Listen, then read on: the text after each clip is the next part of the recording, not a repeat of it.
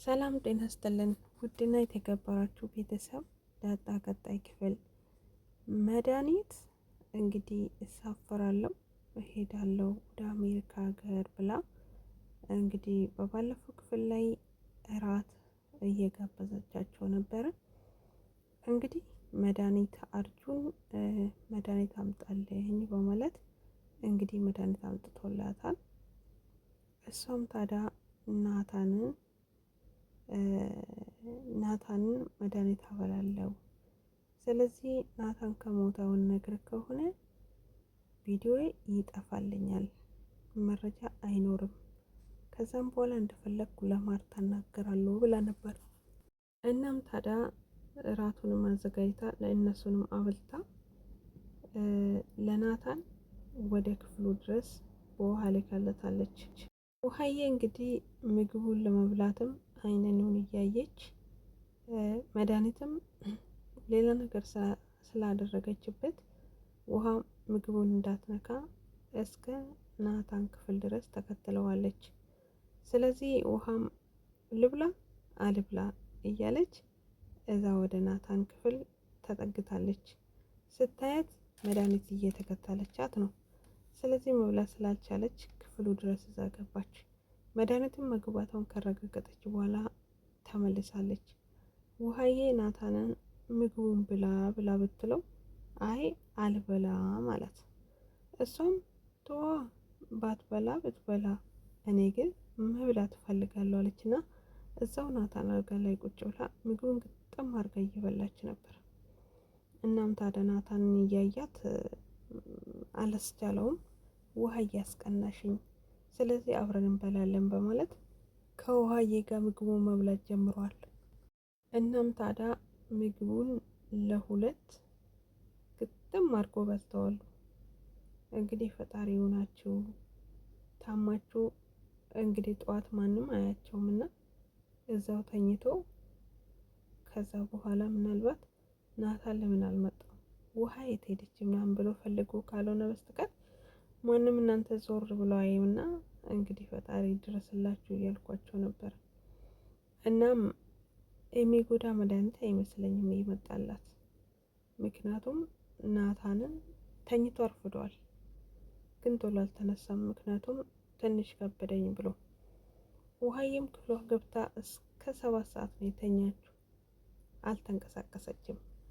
እንግዲህ መድኃኒት ለሊት ጠዋት ተነስታ ስለምትሄድ ማንኛችሁም እንዳሸኙ እኔ ብቻ አይደለሁ በማለት ማታ ተናግራ ነበር። እናም ታዲያ ማርታ ከእንቅልፏ ተነስታ ወደ ክፍሏ ስትሄድ ክፍሏ ደም በደም ነው። ከክፍሏ ጀምሮ እስከ ድረስ ደም በጣም ፈሰዋል። እናም ታዲያ መድኃኒት ምን ሆና ነው? ስልኳም አይሰራም፣ እሷም የለችም፣ ምን ሆና ነው በማለት እንግዲህ ማርታዬ ወደ እሷ ክፍል ገብታ እንደው በቃቸው ሳትኝ እንዴት ትሄጃለሽ? እንደው አንቺስ ምናምን እያለች ጠጋ ስትል ደም አየች። ደም ስታይ በጣም ደነገጠች። የሮጠች የተመለሳ ደረጀ ጋር ሄዳ ዳሬ የመድኃኒት ክፍል በጣም ደም በደም ሆኗል፣ ምን እንደተፈጠረ አላውቅም፣ እህቴ ምን ሆና ይሁን ሄዳ ይሁን ወይስ ምን ያጋጠማት በማለት እኔ ግን ማለት ነው ደረጀ ተኝቶ ነበር። ጠዋት ላይ ደረጀ ፈጦ ቁጭ ብሏል ማለቴ አልጋው ላይ። እናም በጣም ፊቱ ደስተኛ ሆና እያመሰገነ ነበር። ተመስገን ሁሉም ነገር አልፈዋል ምናምን እያለ ምስጋና እያቀረበ ነበረ። እና ደረጀ መድኃኒት ወደ ሀገሯ ወደ አሜሪካን ሀገር ስለሄደች ነው ተመስገን የምለው ወይስ እዛ ከሄደች በኋላ እንደማትናገር ደረጀ በምርግጠኛ ሆነ። እንዴት ተመስገን አምላክ ብሎ አመሰገነ ብዬ በጣም ራሴን እየጠየቅኩ ነበረ።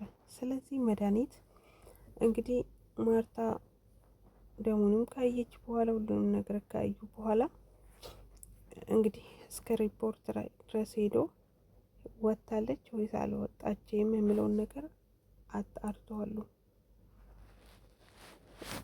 በዚህ ስም ማንም አልወጣም ብሎ እንግዲህ ነግሯታል። ማርታም በጣም ደንግጣለች። ወይኔ አደራ እያለች ነው፣ ከፍቷታልም። ስለዚህ እንግዲህ ሜዲካል ወጣች።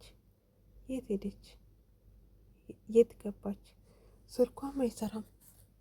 እናም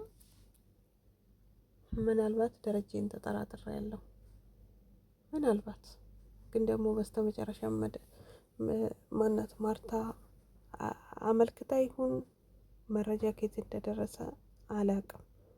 ፖሊስ መጥተዋል። እናም ደረጀን አንዳንድ ጥያቄ ይጠይቀዋል ብዬ አስባለሁ። ለነገሩ ደረጀ እጁ ከሌለበት ምን የሚያስፈራ ነገር የለም። እጁ ካለችበት ብቻ ትንሽ ብቻ ከባድ ነው። ውድ ቤተሰብ